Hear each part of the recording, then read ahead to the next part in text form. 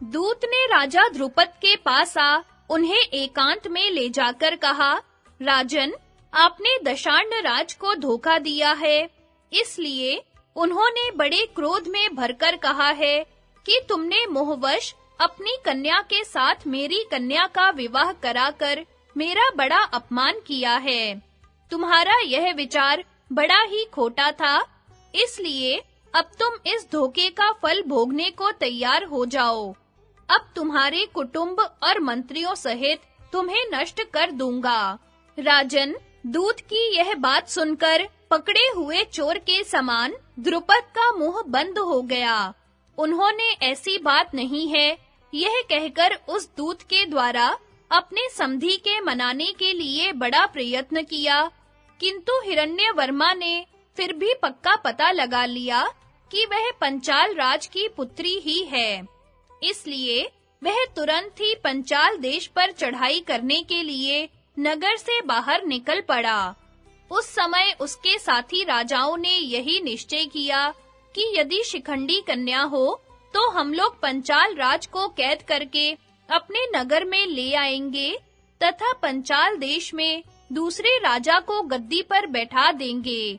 फिर द्रुपद और शिखंडी को मार डालेंगे। दशार्ण राज के पास दूत भेजकर शोकाकुल द्रुपद ने एकांत में ले जाकर अपनी स्त्री से कहा, इस कन्या के विषय में तो हमसे बड़ी मूर्खता हो गई। अब हम क्या करेंगे? शिखंडी के विषय में अब सबको शंका हो रही है कि यह कन्या है। यही सोचकर दशार्ण राज ने भी ऐसा समझा है कि मुझे धोखा दिया गया। इसलिए अब वह अपने मित्र और सेना के साथ मेरा नाश करने के लिए आ रहा है। अब तुम्हें जिसमें हित दिखाई देता हो वह बात बताओ, मैं वैसा ही करूंगा। तब रानी ने कहा, सत्पुरुषों ने देवताओं का पूजन करना संपत्तिशालियों के लिए भी श्रेयस्कर माना है। फिर जो दुख के समुद्र में गोते खा रहा हो, उसकी तो बात ही क्या है। इसलिए आप देवाराधन के लिए ही ब्राह्मणों का पूजन करें और मन में ऐसा संकल्प करें कि दशार्ण राज युद्ध किए बिना ही लौट जाए। फिर देवताओं के अनुग्रह से यह सब काम ठीक हो जाएगा।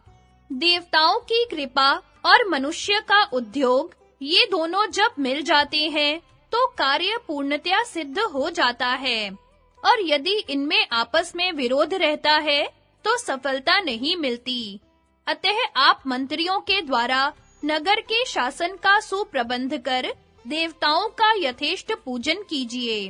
अपने माता-पिता को इस प्रकार बात करते और शोकाकुल होते देखकर शिखंडिनी भी लज्जित सी होकर सोचने लगी कि ये दोनों मेरे ही कारण दुखी हैं।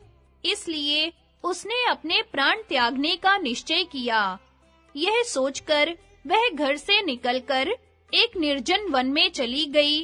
इस वन की रक्षा स्थूनाकर्ण नाम का एक समृद्धिशाली यक्ष करता था। वहां उसका एक भवन भी बना हुआ था। शिखंडिनी उसी वन में चली गई।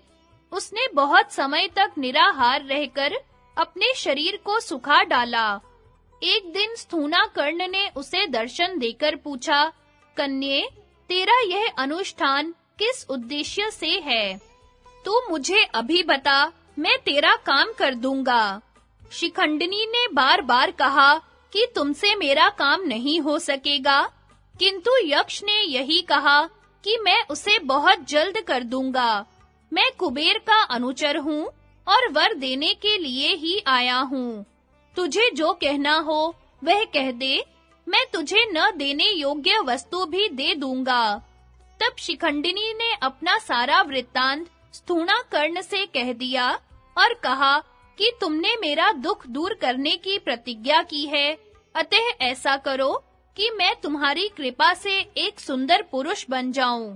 जब तक दशार्ण राज मेरे नगर तक पहुँचे, उससे पहले ही तुम मुझ पर यह कृपा कर दो।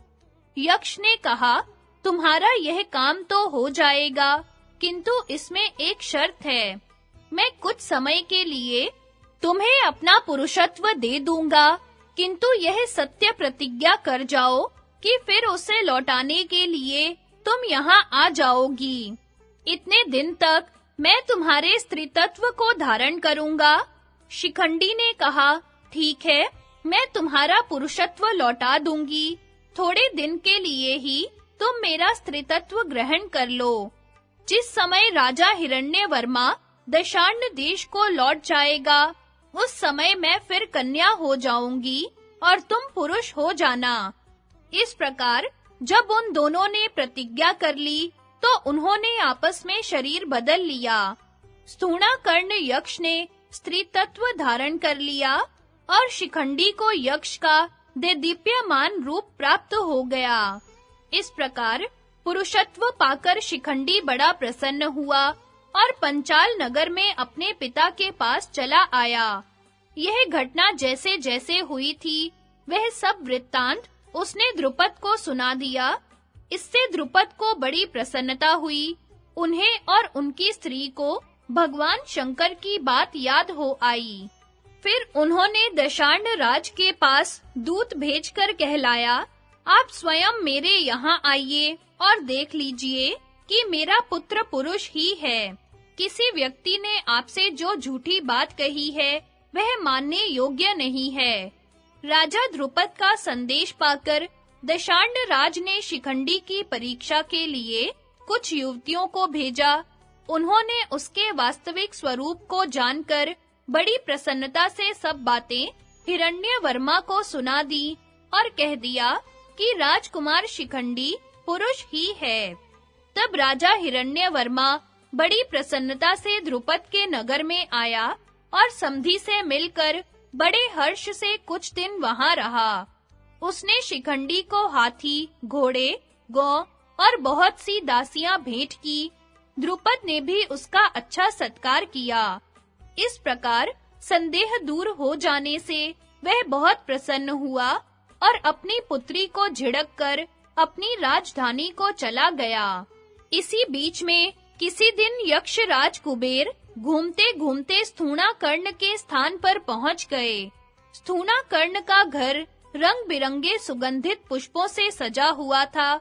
उसे देखकर यक्षराज ने अपने अनुचरों से कहा, यह सजा हुआ भवन स्थूणाकर्ण का ही है, किंतु यह मंदमती मेरे पास उपस्थित होने के लिए क्यों नहीं निकला? यक्षों ने कहा, महाराज, राजा द्रुपद की शिखंडिनी नाम की एक कन्या है। उसे किसी कारण से स्थूणाकर्ण ने अपना पुरुषत्व दे दिया है और उसका स्त्रीत्व ग्रहण कर लिया है। अब वह स्त्री रूप में ही घर में रहता है। अतः संकोच के कारण ही वह आपकी सेवा में उपस्थित नहीं हुआ।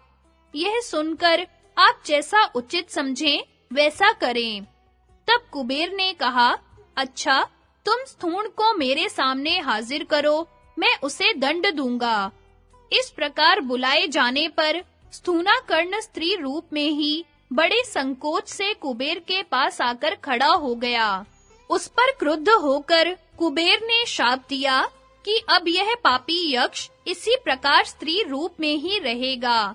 तब दूसरे यक्षों ने स्थूणाकर्ण की ओर से प्रार्थना की कि महाराज, आप इस शाप की कोई अवधि निश्चित कर दें। इस पर कुबेर ने कहा, अच्छा, जब शिखंडी युद्ध में मारा जाएगा तो इसे फिर अपना स्वरूप प्राप्त हो जाएगा। ऐसा कहकर भगवान कुबेर सब यक्षों के साथ अलकापुरी को चले गए। इधर प्रतिज्ञा का समय पूरा होने पर शिखंडी स्थूणाकर्ण के पास पहुंचा और कहा कि भगवान, मैं आ गया हूँ।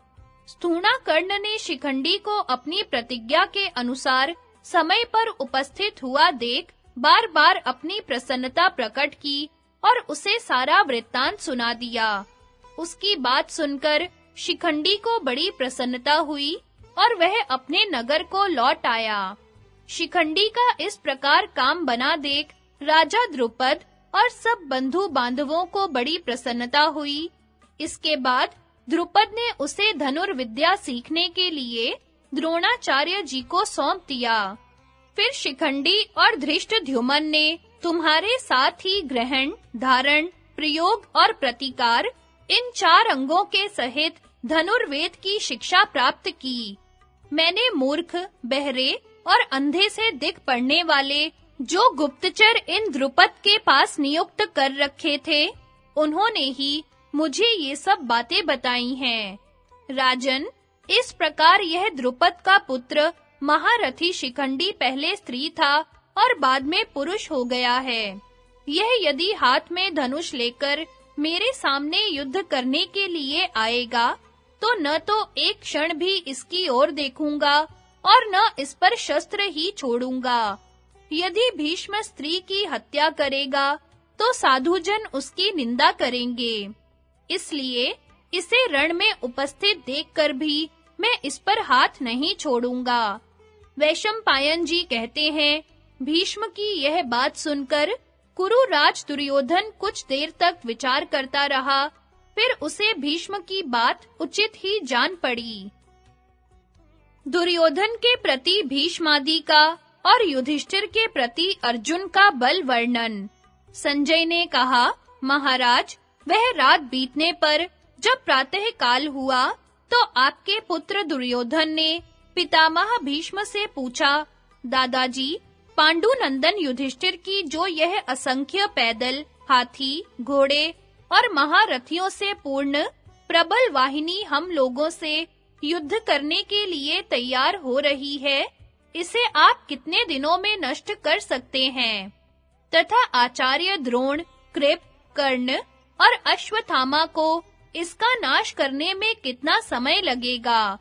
मुझे बहुत दिनों से यह बात जानने की इच्छा है, कृपया बतलाइए। भीष्म ने कहा, राजन, तुम जो शत्रुओं के बलाबल के विषय में पूछ रहे हो, सो उचित ही है। युद्ध में मेरा जो अधिक से अधिक पराक्रम, शस्त्र बल और भुजाओं का सामर्थ्य है, वह सुनो। धर्म युद्ध के लिए ऐसा निश्चय है, सरल योद्धा के साथ सरलता पूर्वक और माया युद्ध करने वाले के साथ माया पूर्वक युद्ध करना चाहिए। इस प्रकार युद्ध करके मैं प्रतिदिन पांडव सेना के 10,000 योद्धा और 1,000 रथियों का संहार कर सकता हूँ। अतः यदि मैं अपने महान अस्त्रों का प्रयोग करूं, तो 1 महीने में समस्त पांडव सेना का संहार हो सकता है। द्रोणाचार्य ने कहा, राजन, मैं अब बूढ़ा हो गया हूँ, तो भी भीष्म जी के समान मैं भी 1 महीने में ही अपनी शस्त्र अग्नि से पांडव सेना को भस्म कर सकता हूँ। मेरी बड़ी से बड़ी शक्ति इतनी ही है।